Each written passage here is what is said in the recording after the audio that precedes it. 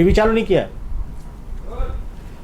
नमस्कार, Asian grand news के खास कार्यक्रम हेडलाइंस में आपका हार्दिक स्वागत है। मैं हूं साजिद थॉमस और आज हमारे साथ चर्चा के लिए मौजूद हैं एशियन ग्रैंड न्यूज़ के संपादक कमलेश यादव जी। आपका हार्दिक स्वागत है इस खास कार्यक्रम में। आज की हेडलाइंस, खो गया भारत का रत्न, रतन टाटा का निधन हो गया है। 86 वर्ष की उम्र में उन्होंने जो है अंतिम सांस ली।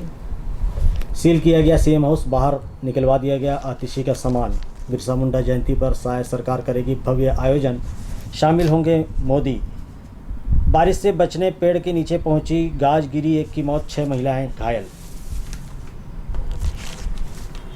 लोन बंद करने या प्री पेमेंट पर जुर्माना नहीं लगेगा, आरबीआई ने घोषणा किया है। पानी प्रदूषण से होने वाली बीमारियों पर फोकस, प्राथमिक स्वास्थ्य तंत्र मजबूत रहे।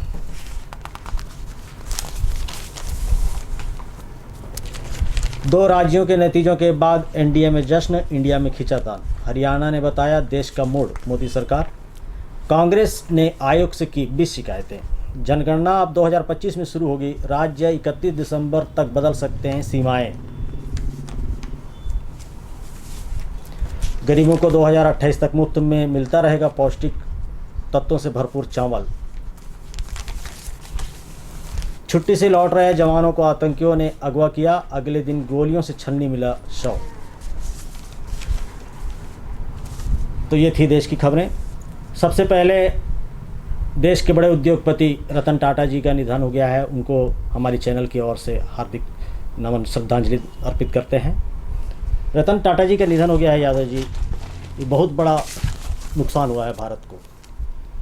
देखिए, जब रतन टाटा जी पिछले दिनों अस्पताल में दाखिल किए गए तो वहाँ से उन्होंने ट्वीट किया 4-5 घंटे बाद कि उनकी तबीयत ठीक है, बिल्कुल स्वस्थ हैं, रूटीन चेकअप के लिए आए। तो उस समय भी देश दुआएं मांगना शुरू कर दिया था कि वो ईश्वर उनको अभी और इस धरा पर रखें। लेकिन बीती रात उनका निधन हुआ। सुबह सुबह जब ये खबर लोगों ने आँख खुलते ही पढ़ी तो स्वाभाविक है कि वेदना हुई जी। सबको तकलीफ हुई होगी। मैं तो जिस दिन ये बीमार थे उस दिन भी चर्चा में, हेडलाइंस में इसका जिक्र किया था, और आज जब सुबह पढ़ा तो मन भर आया। वजह है, देश में बहुत उद्योगपति हैं, बहुत पैसे वाले हैं जी जी, लेकिन बड़े अदब से आज की तारीख में अगर किसी का नाम लिया जाता था तो थे रतन टाटा जी। अदानी, अंबानी, पता नहीं कितने नी हैं जिनका पैसों में तो नाम आता है कि हाँ इन्होंने खूब पैसे कमाए, दुनिया के या एशिया के टॉप 10 में हैं। इस तरह की खबरें हमको थोड़ी देर के लिए गर्वित जरूर करती हैं कि हमारे देश का नाम कम से कम इस रूप में लिया जा रहा है, लेकिन वो उनकी व्यक्तिगत उपलब्धि होती है।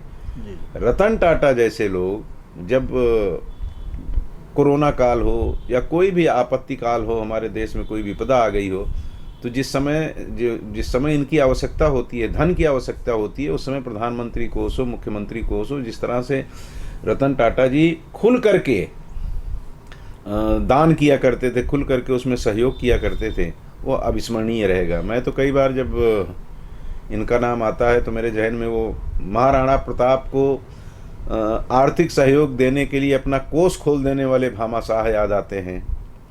इतिहास के पन्नों में वर्णन मिलता है घनश्याम दास बिड़ला जी का, जो महात्मा गांधी के सबसे बड़े फाइनेंसर थे जी जी। उस समय देश में हमारे अंग्रेज़ों का शासन था या मुग़लों का शासन था, तब भामाशाह ने अपना कोष खोल दिया तो उन्हें डर नहीं लगा कि हमारे प्राण का क्या होगा। घनश्याम बिड़ला जी ने कभी नहीं सोचा कि अंग्रेज़ हमको परेशान करेंगे, हमारी जो औद्योगिक नींव है उसको हिला सकते हैं, लेकिन उन्होंने किया। वैसे ही रतन टाटा जी, हालांकि वो मुग़ल काल था, अंग्रेज़ों का काल था, वैसा काल आज की तारीख में नहीं। स्वतंत्र देश हैं हम और हमारी लोकतांत्रिक प्रक्रिया जो है बड़ी मजबूत है, दुनिया उसके सामने नमन होती है, प्रणाम करती है इसको। बावजूद इसके जो हम स्वार्थी भाव लेकर के जी रहे हैं, उसमें रतन टाटा जी अपने उस स्वार्थ से परे हट करके जिस सहजता सरलता से अपने कर्मचारियों से मिलना, राजनेताओं से मिलना, स्वयंसेवी संगठनों को मदद करना और किसी भी पुनीत कार्य में आगे बढ़कर तन मन धन से स्वयं को समर्पित कर देना, ये उनकी बहुत बड़ी खासियत थी। मैं तो यही कहूँगा हमारे चैनल की ओर से, आप सब की ओर से, कि ईश्वर उन्हें अपने चरणों में स्थान दें और अभी जो कुछ वो करना चाहते रहे हों, जो अधूरा रह गया हो, ईश्वर से कामना कि पुनः उनको इस धरा पर भेजें। हम लोग सनातन धर्म को मानने वाले हैं, हम लोग मानते हैं कि पुनर्जन्म होता है। और वो तो खैर पारसी थे, अब उनके यहाँ क्या होता है मैं नहीं जानता, उसके बारे में उतनी जानकारी नहीं है, लेकिन हम अपने हिसाब से अपने भाव प्रकट करते हैं कि प्रभु फिर इस धरा पर भेजिए रतन टाटा जी को, उनके जैसे लोगों को, क्योंकि आज भी ज़रूरत है ऐसे भामाशाहों की, ऐसे घनश्याम दास बिड़ला की, ऐसे रतन टाटा की, जो यहाँ की विपत्ति को हरने में अपनी तरफ से अपना सब कुछ लेकर के समाज के सामने खड़े हों, देश के सामने खड़े हों। उन्हें अवश्य भेजें प्रभु एक बार जी। 21 साल की उम्र में रतन टाटा ने जो है चेयरमैन का पद संभाला था। उनको जो है भारत रत्न की उपाधि देने की मांग उठी थी, जिस पर उन्होंने इनकार कर दिया। हालांकि उनको पद्म विभूषण मिला है, पद्म भूषण दूसरा सर्वोच्च सम्मान होता है, उसके पहले पद्म भूषण था, फिर पद्म विभूषण मिला। जी जी। तो वो तो मैं तो आज फेसबुक पे मैं कहते कहते भावुक हो जाता हूँ, फेसबुक पे उनको विश्व रत्न लिखा है हमने। जी जी। वो भारत रत्न ही नहीं थे, हमारे रत्न तो थे ही। जी जी। पूरी दुनिया के सारे उद्योगपति, सारे प्रमुख लोग उनके सामने नमन होते थे और वो कहते थे कि नहीं, इनके अंदर जो पाकीज़गी है, जो पवित्रता है, जो चेहरे पे नूर है, वो प्रदर्शित करता है कि अंदर से भी ये बड़े रतन हैं, मतलब वो एकदम साफ सुथरे हैं। तो स्वाभाविक है कि वो भारत रत्न का खिताब उनको मांगा जा रहा था, उन्होंने इनकार किया, या भारत दे भी देता तो कोई बड़ी बात नहीं थी ऐसे रत्न के लिए। वो तो विश्व रत्न थे और उनको उसी रूप में देश ने और दुनिया ने स्वीकार किया, तो वो किसी खिताब के मोहताज नहीं थे। जी जी जी। जम्मू कश्मीर और हरियाणा में चुनाव को लेकर, खास करके हरियाणा में जो है, जो एग्जिट पोल की नतीजे जो आ रहे थे, उसके जस्ट विपरीत हो गया। जी। अब देश का मूड बताया, ऐसा कहा है नरेंद्र मोदी जी ने, प्रधानमंत्री ने, जो अपनी पार्टी के मुखिया भी हैं। मुखिया मतलब संगठन के मुखिया तो नहीं, लेकिन अघोषित रूप से मुखिया वही हैं। जी जी। कांग्रेस ने आयोग से 20 शिकायतें की हैं, जिसमें ये शिकायत भी है कि बड़ा लेट लतीफ़ बताया जा रहा था परिणाम, तो उसमें कहीं गड़बड़ी की आशंका है। फिर वो जो एक होता है ना कि एक भाव मन में आ गया कि कांग्रेस की सरकार बन रही है, तो वहाँ तो चर्चा शुरू होने लगी थी कि हुड्डा बनेंगे, कि शैलजा बनेगी, कि कोई और बनेगा। जी जी। सब अपने अपने हिसाब से ख्वाब देखने लगे थे कि मंत्रिमंडल कैसे होगा, मंत्रिमंडल में कौन कौन लोग शामिल होंगे, हम 5 साल क्या करेंगे, ये सब जब ख्वाब देखने लगे थे एग्जिट पोल के बाद। और जब रियल पोल हुआ, सामने आया, सब कुछ रियलिटी सामने आई, तो पता लगा कि आपने वही एक है ना, बड़े अरमान से बनाए थे घरौंदे, एक ठोकर लगी, सब के सब ढह गए। वही स्थिति कांग्रेस के नेताओं की हुई। स्वाभाविक है कि अब चूंकि अरमान टूट गए, जी जी, तो थोड़ी सी पीड़ा होती है, और वो पीड़ा को व्यक्त करने के लिए तमाम आरोप लगाए जाते हैं। सभी करते हैं इसको। अगर वो भाजपा हारी होती तो भाजपा करती, कांग्रेस हारी तो कांग्रेस करेगी। हर जगह ये दृश्य दिखाई देता है कि जो हारता है वो आरोप लगाता है। ईवीएम को हमेशा कोसा गया है, ईवीएम की भी बात उसमें है। एक बात जरूर मैं साजी इसमें कहूँगा, कल मैंने उसको अपने भाव प्रकट भी किए थे दिल की बात में हमारे, और काफ़ी लोगों ने उसे देखा और बहुत अच्छे कमेंट्स आए हैं। लोगों ने यहाँ तक कहा है कि यार आप मीडिया से जुड़े हुए और मीडिया की ही बुराई करते हो। तो मैं उनसे कहता हूँ कि भाइयों, मीडिया की बुराई नहीं कर रहा हूँ, बल्कि वो जो सच्चाई है उससे जो परे जा रहे हैं, जो विज्ञापन पाने की होड़ में या ज़्यादा से ज़्यादा हमारी रेटिंग सही हो उसके चक्कर में कुछ भी परोसे जा रहे हैं, उनके लिए सबक है। कई बार ऐसा हुआ है, लेकिन इस बार तो खूब भद्द पिटी है। मैं कल कहीं बैठता हूँ, सवेरे कुछ लोगों के साथ गपशप करता हूँ, तो पहुँचते ही मेरे ऊपर भी कमेंट्स हुआ जी जी, कि कैसे यार आप लोग मीडिया वाले क्या पागल हो गए हैं, कुछ भी कह देते हैं, परिणाम आता है तो आप लोगों को शर्मिंदगी नहीं होती। तो मैं बोला होती है भाई, लेकिन हम लोग नहीं करते, ये बड़े लोग जो तथाकथित बड़े लोग हैं वो करते हैं। विश्वसनीयता खत्म हो रही है, बिल्कुल खत्म हो रही है। और वो बारंबार वही चीज़ दिखाने से अब या तो उसको इस रूप में आपको सबको लेना चाहिए, मैं भी उसी में शामिल हूँ, कि आप उसको एक मनोरंजन के रूप में लीजिए, उसको गंभीरता से मत लीजिए। चैनल में कार्यक्रम हो रहा है, जैसे लोग बोलते हैं ना कि वो कुमार विश्वास बोलते हैं ना कि वो दो दलों को जैसे नवाब पहले मुर्गे लड़ाया करते, तो वैसे 2 दलों को लड़ा के और आराम से बीच में एंकर दोनों को डांटने का काम करता है, तो उसमें आनंद लेते हैं लोग। तो वैसे ही आप एग्जिट पोल में भी आनंद लीजिए, इसको लेकर के गंभीर होने की ज़रूरत नहीं है। अगर ये दिखाते हैं तो जी, और नहीं तो जो एग्जिट पोल दिखाते हैं उनको भी थोड़ा सा इससे सबक लेना चाहिए कि बारंबार आप ऐसा करोगे तो आपकी पूरी विश्वसनीयता ध्वस्त हो जाएगी, फिर आपकी खबर आप ही बनाओ और आप ही देखो, ऐसी स्थिति हो जाएगी। इसलिए आग्रह हमारे मैं तो कहता हूँ ना कि उसी की रोजी रोटी मेरी भी उसी से चल रही है। 37-38 वर्षों से पत्रकारिता से ही मेरे बच्चे पल रहे हैं। जी। लेकिन जब इस तरह की बातें होती हैं तो मन कहता है कि नहीं, जो गलत है, अगर हम दूसरे का गलत कहते हैं कि राजनेता गलत हैं, फलाने गलत है, फलाना कहीं कुछ असंवैधानिक कृत्य हो रहा है तो उसका हम विरोध करते हैं, उसके खिलाफ कलम उठाते हैं, तो फिर हमारे बिरादरी में भी जो इस तरह से मजाक उड़ाने का काम किया जा रहा है उसका भी हमें विरोध करना चाहिए, और विरोध कर रहे हैं।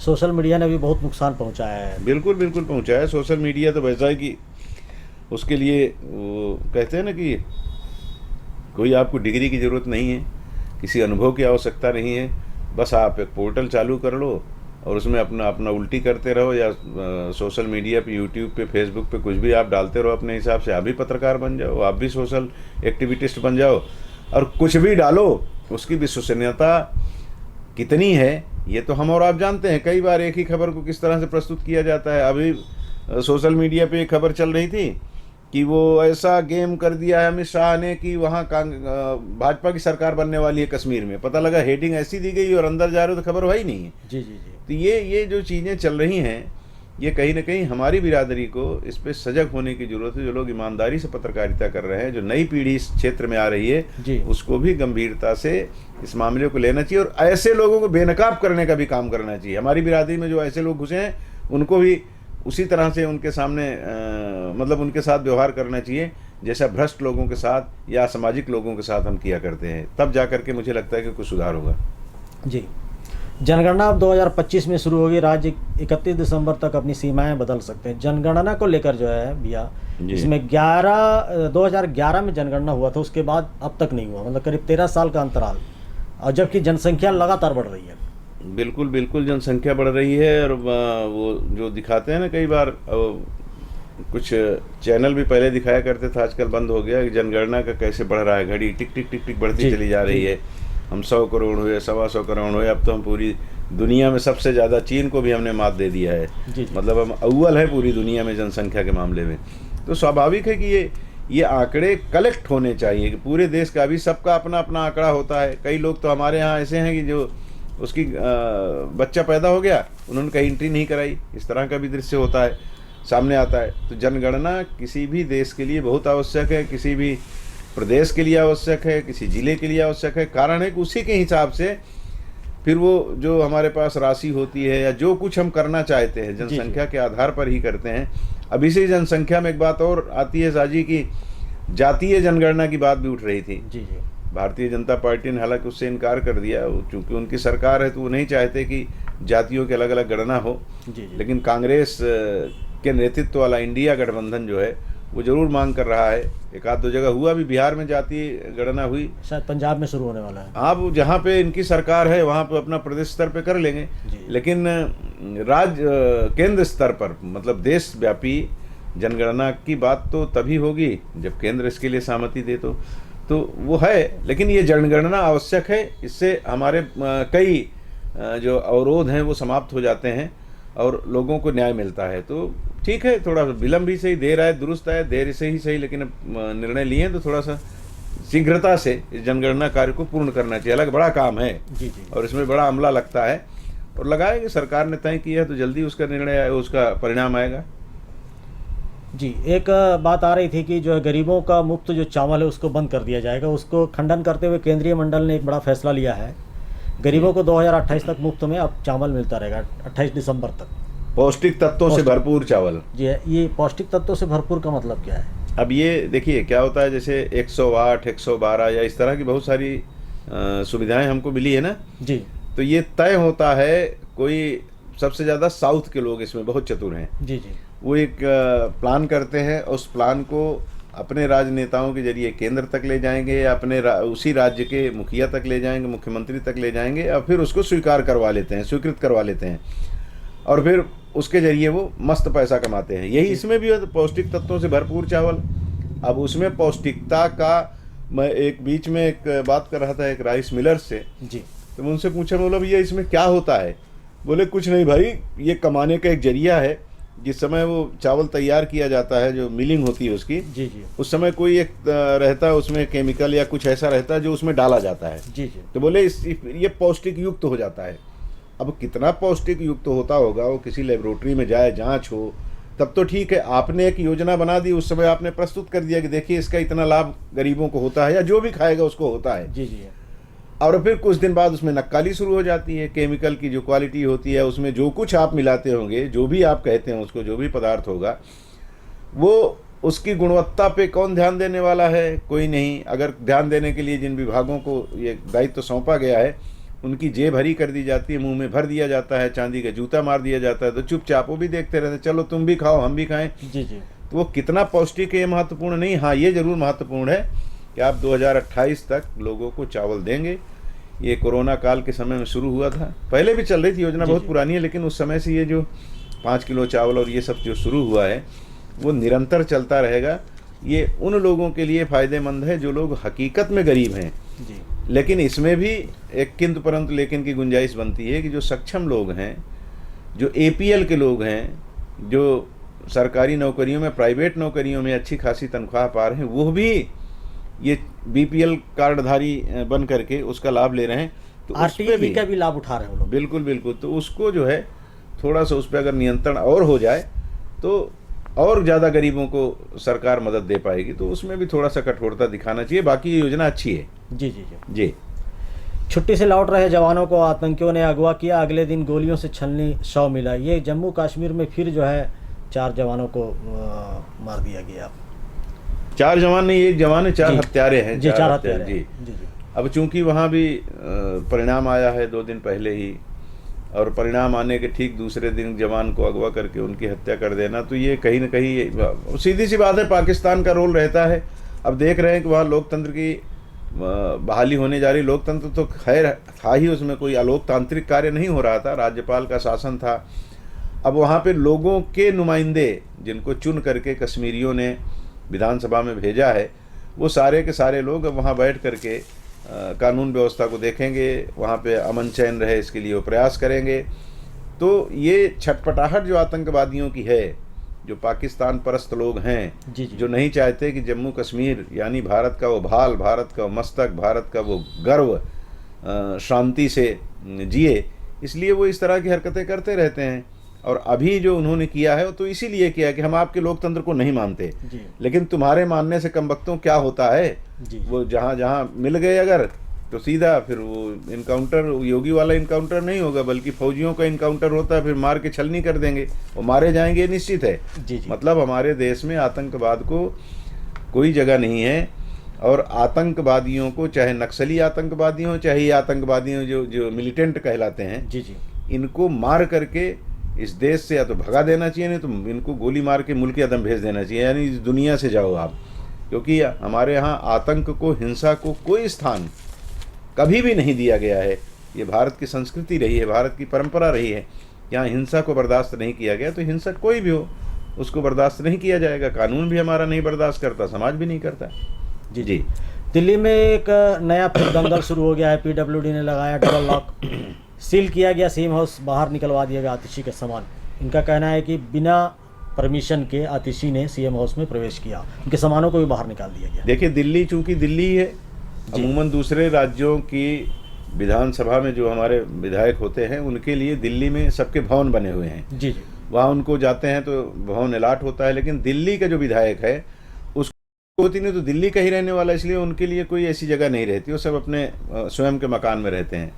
मुख्यमंत्री के लिए एक अलाट हुआ था।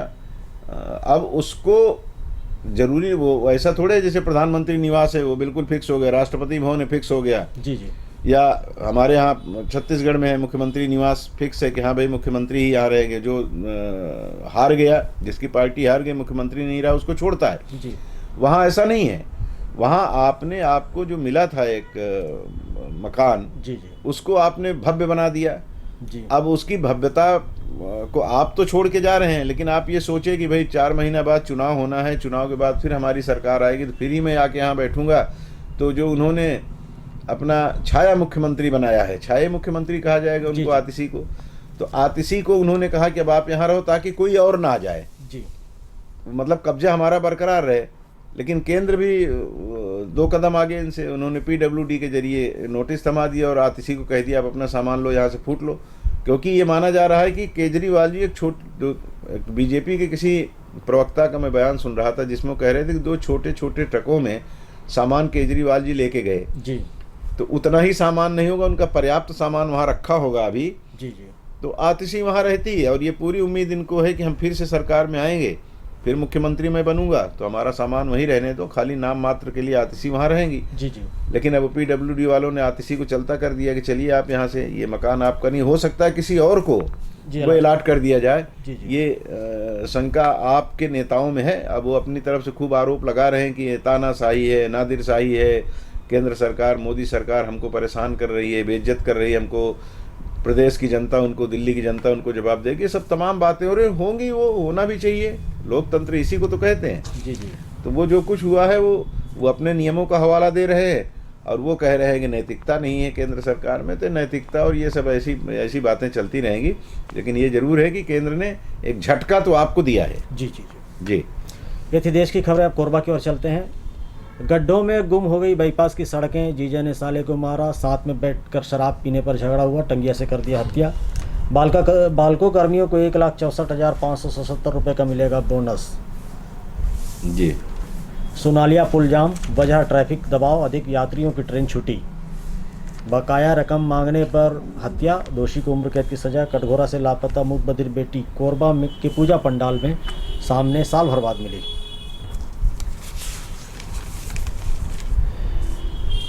जी। और त्योहारी सीजन में बड़ी बिजली की डिमांड, 5,600 मेगावाट तक हो गई बिजली की खपत। ये जाम की वजह ट्रैफिक जाम जो है लगातार सुनालिया पुल में देखने को मिल रहा है।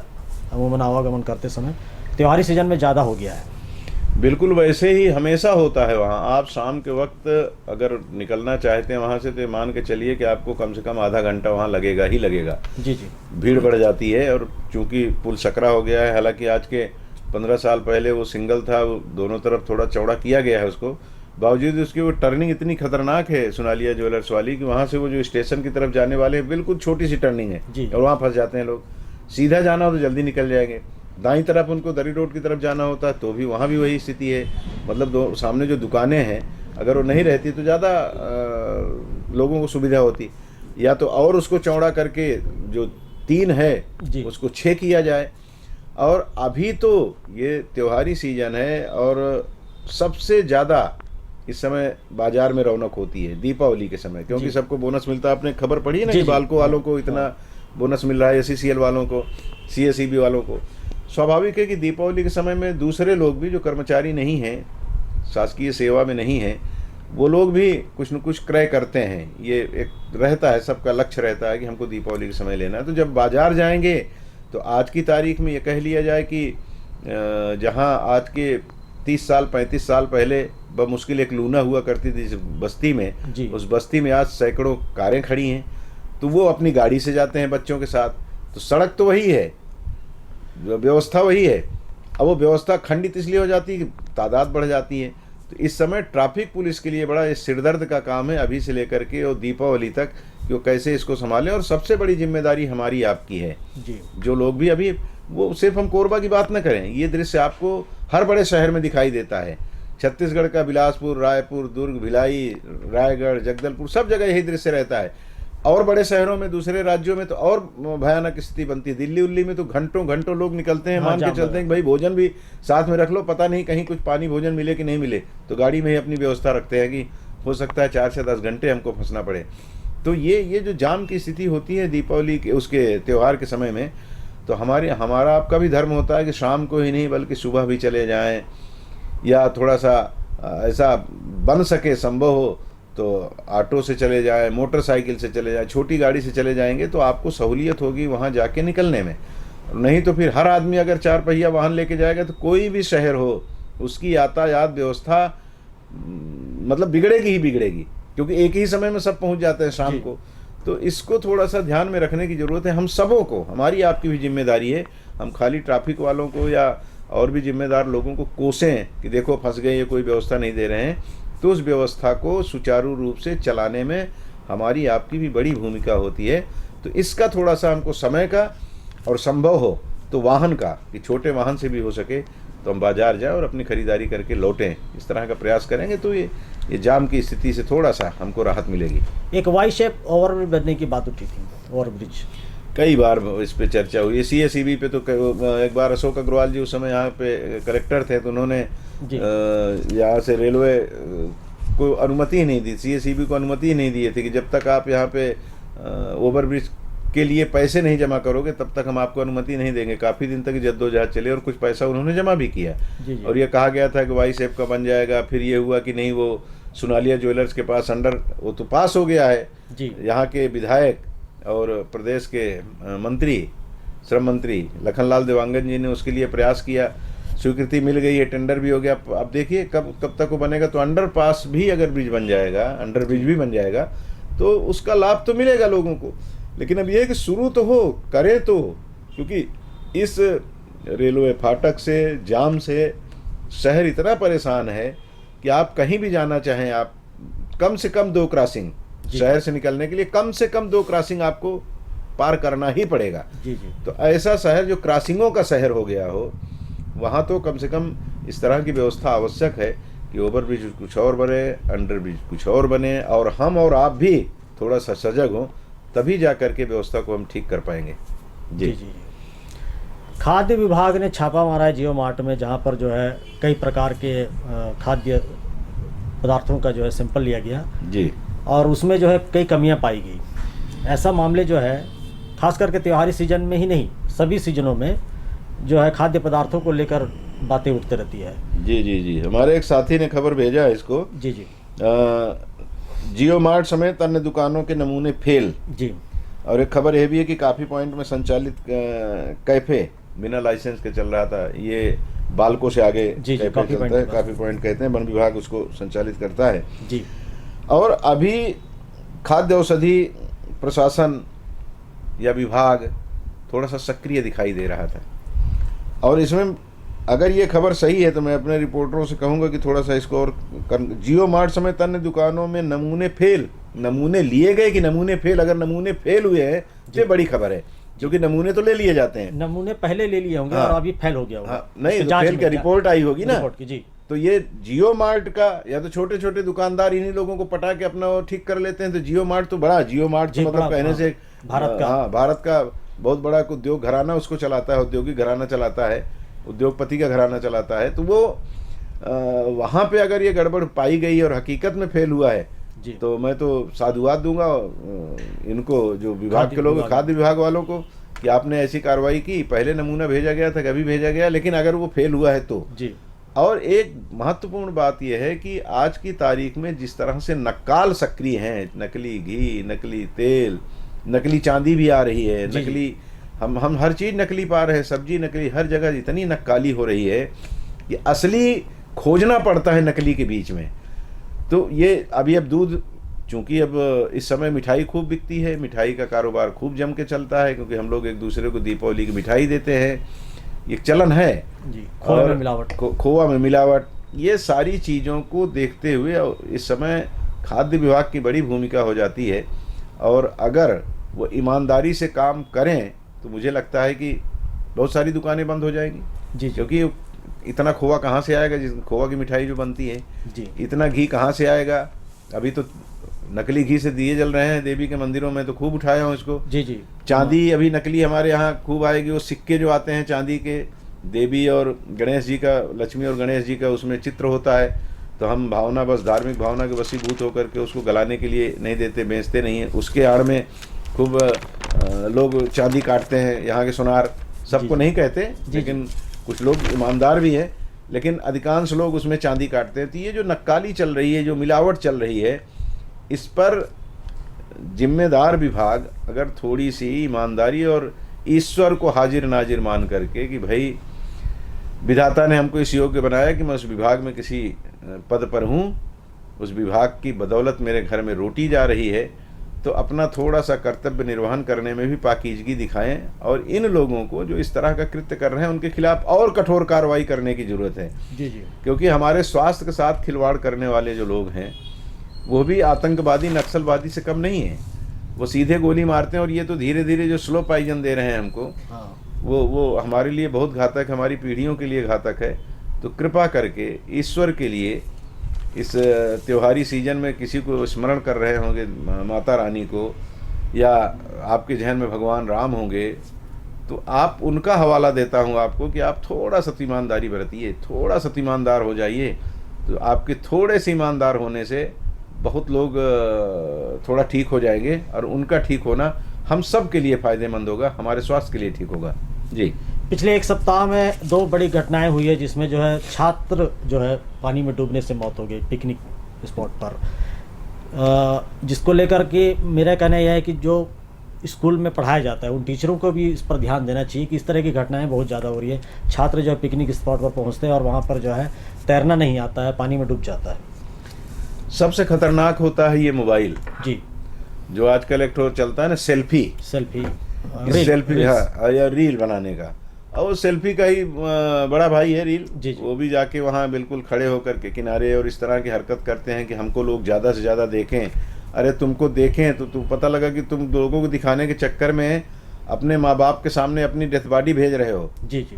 पर्यटन स्थलों पर जाकर के, अब देवपहाड़ी का जलप्रपात है, या कोरबा में बहुत सारे जलप्रपात हैं, अब दूसरे शहरों में दूसरी जगह भी बहुत सारे ऐसे झरने हैं जहाँ लोग जाते हैं प्रकृति के सौंदर्य को निहारने के लिए।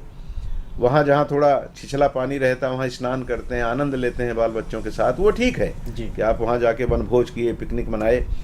लेकिन वो जो किनारे जाके फिसलन वाले पत्थर पे खड़े होकर के फ़ोटो खिंचवाने का, या वहाँ थोड़ा अगर लग गई, एक आध पैग लग गया तो वहाँ जाके नहीं वहीं नहाऊंगा, और वहाँ से सड़क के नीचे जाना और फिर उसके बाद बह जाना या पत्थर से टकरा करके प्राणांत हो जाना, ये सब दृश्य जो है ना, उन हमको सबको विचार करना होगा। विशेष करके वो बच्चे जो युवा पीढ़ी के लोग, नौजवान नवयुवतियाँ जाती हैं पिकनिक मनाने, उनको ये ख्याल रखना चाहिए कि तुम्हारे साथ कुछ हो जाएगा, ठीक, ईश्वर न करे हो किसी के साथ। जी जी। अगर हो भी गया तो आप तो चले गए दुनिया से, लेकिन आपको जिन्होंने पैदा किया, 9 महीने माँ जो 9 महीने तक रखी थी पेट में, बड़े लालन पालन से आपको, आपके जीवन को आगे बढ़ा रही है, वो पिता, वो भाई जो आपके लिए खट रहे हैं, आपके लिए पूरा प्रयास कर रहे हैं, आपके सुख सुविधाओं का ख्याल रख रहे हैं, उनके ऊपर क्या बीतेगी, जरा इसका भी ख्याल कर लें। तो आप रील बनाने के लिए जी जी। या सेल्फी लेने के लिए उस जगह नहीं जाएंगे जहां मौत आपका इंतजार कर रही है। और इसके अलावा भी पुलिस विभाग भी इसमें सक्रिय भूमिका निभाता है, वन विभाग के कर्मचारी अधिकारी भी इस दिशा में कोशिश करते हैं। वो लोग भी अपनी तरफ से वहाँ पे बैनर पोस्टर लगाते हैं, फ्लैक्स लगाते हैं कि भाई आप गहरे पानी की तरफ न जाएं, और ये सब हिदायतें दी जाती हैं। लेकिन जो हम तो उनको मूर्ख कहेंगे ऐसे लोगों को कि जो अपना प्राण संकट में डालने के लिए वहाँ जाते हैं, वो थोड़ा सा अपने आप को बचा लें। और स्कूल कॉलेज में ये भी ठीक कहा आपने कि वो जाते हैं, जब समूह में लेके जाते हैं तो उनके शिक्षक उसमें सजग रहते हैं, तो छोटे बच्चों को तो संभाल लेते हैं। लेकिन जो नौजवान जिनकी रेख अभी आई है और बिल्कुल लबलबा के जवानी भरी हुई है, उनको ये लगता है एक छलांग लगाऊंगा और इस पार से उस पार चला जाऊंगा, वो उनके साथ बड़ा गड़बड़ होता है। तो उनको कौन संभाले? तो उनको संभालने की जिम्मेदारी उनकी स्वयं की और उनके पालकों की भी है कि अगर वो जा रहे हैं तो फिर आप कोशिश करो कि आप भी साथ में जाओ, और उनके लिए एक सीमा तय कर लो कि इसके बाद आप नहीं जाओगे, हमारे साथ बैठो, खाओ, यहीं इसी दायरे में खेलो, कूदो, आनंद लो, इसके बाहर नहीं जाओगे। तो इस तरह का कोशिश हम सब करेंगे तो ऐसी घटनाओं की पुनरावृत्ति नहीं होगी, और कोई बच्चा लाश में या कफन में लिपट करके किसी के घर में नहीं आएगा, और पड़ोसी और पूरा गांव, पूरा शहर दुखी नहीं होगा। तो ईश्वर न करे कि ये दिन हम सब लोगों को देखना पड़े, और उसके लिए ज़रूरी है कि हम सब भी थोड़ा सा सजग रहें। साथ ही शिक्षक शिक्षिकाएं जो है स्कूल में पढ़ाते हैं, उन लोग को भी बढ़ते उम्र के बच्चों को ज्ञान देना चाहिए। बिल्कुल बिल्कुल, जो है इस तरह के स्थानों पर ना जाएं, और जाएं तो सुरक्षित रहें। बिल्कुल बिल्कुल, उनकी बड़ी जिम्मेदारी है, और उनकी बात को बच्चे ज़्यादा मानते हैं। जी जी जी। तो ये थी आज की हेडलाइंस। आप हमें दीजिए इजाज़त और बने रहिए एशियन ग्रैंड न्यूज़ के साथ। नमस्कार। नमस्कार।